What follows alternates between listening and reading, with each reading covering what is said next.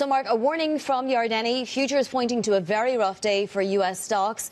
What are the odds of a major sell-off at this point? And I'm not just talking about a couple of more percentage points. Yeah, much higher than they were a week ago, that's for sure. As you've been hearing from everybody today, I mean, the significant change over the weekend is the fact that oil prices are now above $100 rather than below, and they're quite likely going to stay there for some time as well. That's a game changer, really, across asset classes, not just for US markets. There was a feeling among investors last week to some point when the US dollar was very strong. Maybe the Federal Reserve as a central bank could consider lowering interest rates, that there was some kind of insulation for US equities from some of the moves going on in the rest of the world. That really is out the window now. You're seeing such deep sell-offs across the rest of the world, here in Asia, in Europe as well. Treasury markets, yields climbing there aggressively. People now really on the back foot because of the jump in energy prices as well. There is zero chance that the Federal Reserve can constitute an interest rate cut in the near term. In fact, the way things are going, it looks like there will be a jump in inflation for US consumers as much as anybody else around the world. And that, under normal conditions, would make people think that interest rate hikes would be on the table. We're seeing that certainly priced in Europe, in Australia, in many parts of the world now. The conditions have changed completely. So rather than US equities being somehow on the edge of all of this, they're being dragged right into the center of it. And it'll be very surprising if the US market can withstand this onslaught, which is coming from the rest of the world now. They're really just a full part of it. You might get some soothing messages. Federal Reserve speakers may say they're going to take their time. They're going to assess all the data. We had a weak jobs report on Friday. People have looked past that pretty quickly. But when you've got oil prices above 100 and the impact it's going to have, US stocks are going to have a pretty tough time. Yes. Mark, just very briefly, when I woke up this morning, we were looking at $120, $125 a barrel for oil, and I started to think things were getting disorderly and maybe out of control of the US administration entirely. Is that a risk this week? The markets are extremely volatile. We no doubt will get central bankers trying to cool things down. The fact that the G7 is considering releasing some of that oil together, you can tell that the authorities are very, very concerned by what they're seeing. But typically when it's markets which are becoming unhinged, we look to central bankers. We look to them to be able to get everybody back and to say the markets are functioning properly, all that kind of thing. So we can expect a slew of European central bankers, Federal Reserve, all around the world, all trying to make people feel better. It's going to be very difficult when you've got oil prices where they are. Of course, I think the pressure is building, but if you look at it from a U.S. perspective, the president has really set himself up. He's sort of backed himself into a corner here with that escalatory rhetoric that he's deployed over the last few days, talking about unconditional surrender, talking about the fact that the U.S. is going to set the terms for Iran's surrender. That was from Secretary Pete Hegseth in an interview. And so every time there seems to be even a sliver of an opening, they shut it down with that rhetoric. And so in order for the president to declare some sort of victory, he really is going to have to point to something significant that he's done. Now, we still have uranium stockpiles in Isfahan. We still have a supreme leader replacement now. It's very difficult. You know, we have the IRGC saying that they're ready to fight for another 6 months.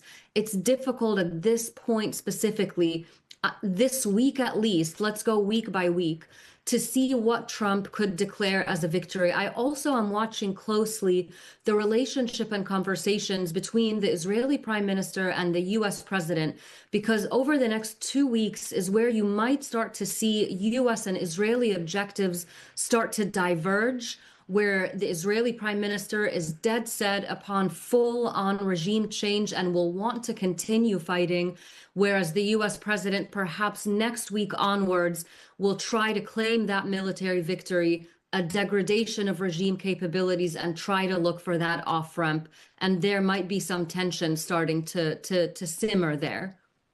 Jasmine, it's Ben here. I just wonder how much jeopardy there is for the Gulf nations in all of this, because if some sort of deal were cut, if President Trump was able to reach some sort of deal about Iran's nuclear program and some sort of surrender, part of that may be seen by Iran as if they hit America's allies in the Gulf, they can force America to change course in future. And that leaves the GCC incredibly vulnerable, doesn't it? Yeah, such an excellent point. And I was just talking about this yesterday, and these are really the long-term ramifications of this conflict. And that's why it's so important how it ends. If President Trump were to say, let's say next week, 2 weeks from now, he's had enough, the pressure's building, and he says, okay, I am now going to declare victory, military victory. We'll leave the supreme leader where he is, but we'll say, if you cross us again, we will come back and do this again. Leaving it open-ended like that to a certain extent really puts the Gulf in a precarious situation in terms of risk factors moving forward. The Gulf predicates its entire growth strategy on the assumption that it's a safe place to live and work and invest. And if this conflict ends in a way where it could be reopened again, which is looking likely if the regime doesn't capitulate completely, then that definitely leaves the Gulf open to vulnerability in the future. And they're going to have to bake that in to their future strategic planning. We look to President Trump's trip to China at the end of this month. It has all but been confirmed by China. We know the dates. March the 31st is when it's expected to start, but it appears to remain on track despite the Iran conflict. So we look to the next round of trade talks, which are slated to happen in Paris this week. What is the primary objective for each side going into this? Well, I think what Wang Yi said, you just played his tape his remarks from earlier today. He sums up exactly what the objective of the talks in Paris will be, which is to try to set the table, if you will, so that when the summit happens on March 31st, the leaders are in a position to actually strike a deal, to actually come to a handshake, a meeting of the minds, if you will.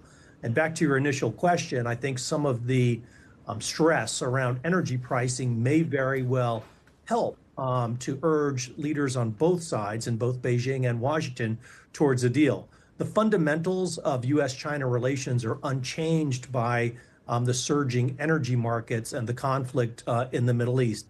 It still has the basics that were in place even in Trump's first administration, that is U.S. agriculture exports to China, semiconductors, and China's desire for some relief from U.S.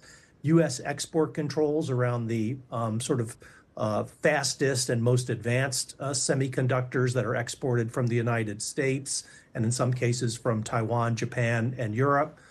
And then, of course, American access to rare earths and critical elements, critical minerals, that have virtually been monopolized by China. This is a very different China that Donald Trump will be negotiating with from the China Donald Trump had in the first term because of the rare earths issue. In addition to the rare earth issue, there's also the Supreme Court ruling deeming that it was unconstitutional, or that President Trump did not have the authority to be imposing the tariffs. So how does this weigh into Washington's negotiating tactics going into this? Yeah, it's a great question. It does undoubtedly weaken President Trump's hand at the negotiating table.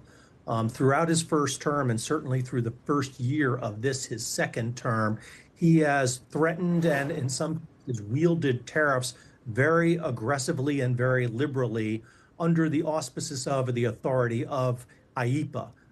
This is the authority that the Supreme Court found was not available to the president, and rather the Supreme Court decision will require the president, the executive, to go through a much more deliberative process. So Donald Trump won't be able to overnight or over a weekend decide to impose tariffs on China or any other country for that matter. So in that sense, I think it does somewhat weaken Trump's hand at the negotiating table. Nonetheless, the president has plenty of cards he can play and undoubtedly will play in this negotiation. what is the likelihood that you actually see the Iranian regime betting that if they prolong this, the U.S. and Israel, they have more to lose in all this, that at some point, President Trump actually facing midterm elections later this year, he can just call it a win, go home, declaring that, look, I killed the supreme leader of Iran, as I promised, and that is, you know, the U.S. victory here. What is the probability of Iran betting on that kind of scenario?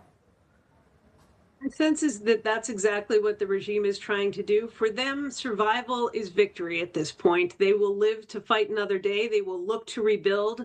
They have been on the ropes before. They were invaded by Saddam Hussein's Iraq in September of 1980 at a time when the regime had only just come together after the revolution, was suffering tremendous economic and social disarray. And it did not appear in the early days of that invasion that the Islamic Republic would survive.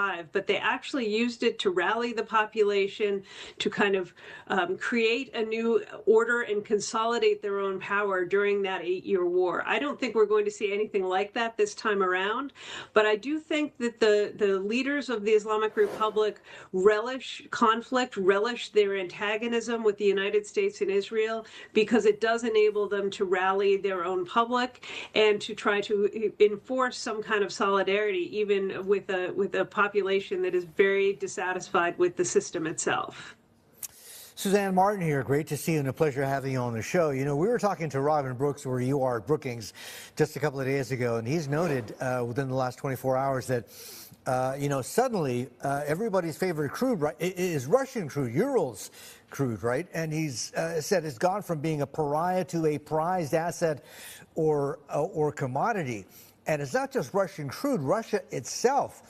You know, do they come out of this, you know, one of the few winners? Because I note here that the president decided to potentially waive sanctions on Russian oil to India to cut India some slack. So, you know, while we're trying to cut off the source of funding the war for Iran, etc., it seems as though we could end up sort of aiding and abetting funding Russia's war in Ukraine, now into its 4th year. What do you think?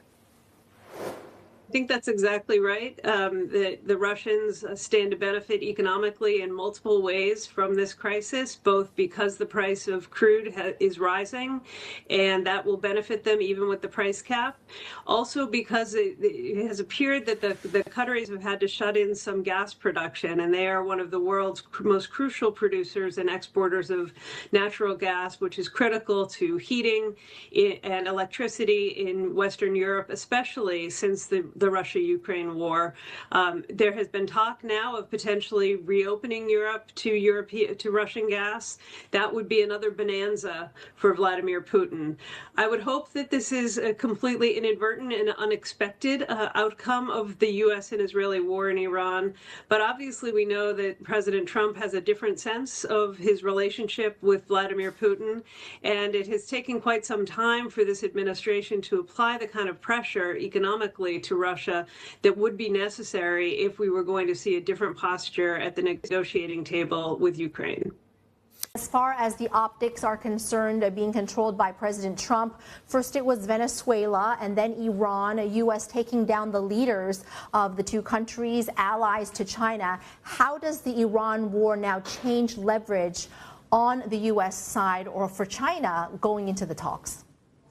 Yeah, as I said, you know, look, you can't ignore the conflict in the Middle East, but nonetheless, I think the fundamentals around U.S.-China relations remain unchanged. While it's true Caracas and Tehran were friendly with China, these were not allies that were important and substantial to the Chinese economy, which is really the focus of these negotiations. Let's remember that U.S.-China tensions are around economics. They're not really around security. And to the extent Iran has been destabilized and Khamenei has been eliminated in some ways, although Chinese officials, I think, will never publicly acknowledge this, this has been a friend of China, or as you've put it, an ally of China, that has been as much of a problem for Beijing as it has been a help to Beijing. Beijing has had to deal with international economic sanctions around Iran, Iran's menacing through various terrorist proxies in the Middle East and elsewhere in the world. So with friends like this, I don't know that China needs enemies, as the story goes. So in some ways, having Khamenei neutralized, having Venezuela neutralized may in fact help China in the negotiation and help the United States and China come to some agreement. It sort of clears the field of some of the distractions, if you will. From here, especially when you've got the president saying, look, we don't need the UK's help anymore with any of this. Couple of different options. I think if the president really wanted to go for broke, he might in fact decide to order U.S. ground forces into Iran, either in small numbers to try to ensure that we could secure the highly enriched uranium that was buried deep under the ground by U.S. strikes back in June. That is a real concern at this point in time about Iran's future capability to construct a nuclear weapon. There has also been some talk and consideration of the idea of trying to seize Karg Island, which is the facilities from which most of Iran's oil is exported in the Gulf. That would be a monumental move, a risk that several presidents before this one have considered, both President Carter during the hostage crisis and President Reagan during the tanker wars that were part of the Iran-Iraq war. Neither one took that step. I think it would be potentially a very, very high-risk step, but it is one of the options that's under consideration today. The other option, I think, for the president is simply to declare victory, to spend a few more days, along with the Israelis, taking out Iran's ballistic missile capability, eroding its drone capabilities, and trying to set back the regime as much as possible without producing the conditions that would create a crisis and potentially enable the regime to rally its own population around them. The president could declare victory, say that he's taken out this terrible leader who'd been in power for 37 years, and that he has left Iran unable to threaten its neighbors. That would be quite a significant set of accomplishments, and it would certainly calm the markets if he were to make those kinds of statements at this time. But the problem there is, Suzanne, I mean, that would leave sort of the whole region to Israel to mop up or clean up. And they've said a couple of things, right, on this new leader, Khamenei's son, who's apparently now the new supreme leader. Israel's not going to stop. They're going to try and take him out as well. And whoever succeeds him and him all the way down the depth chart. That's one. I'm more curious about how you read Bibi Netanyahu's some of his most recent comments saying that, look, he has a big surprise in store for Iran. I almost hate to ask here, but is he talking about the use of tactical theater nuclear weapons, or? I certainly hope not. I think the Israelis, are having a big moment here. This is something that Prime Minister Netanyahu has dreamed of for most of his political career. And, in these early days of the campaign in Iran, both the Israelis and the Americans have achieved very surprising and very significant accomplishments in terms of setting back the nuclear program, setting back the proxy, setting back Iran's conventional military capabilities, and, of course, taking out the supreme leader. That in and of itself is historic, but I'm sure Prime Minister Netanyahu and the Israelis would like to see the regime gone for good. The difficulty is that's impossible to impose through airstrikes. It has to be done by the Iranian people themselves, and they're not in a position to do so, especially when they're being bombed from the skies.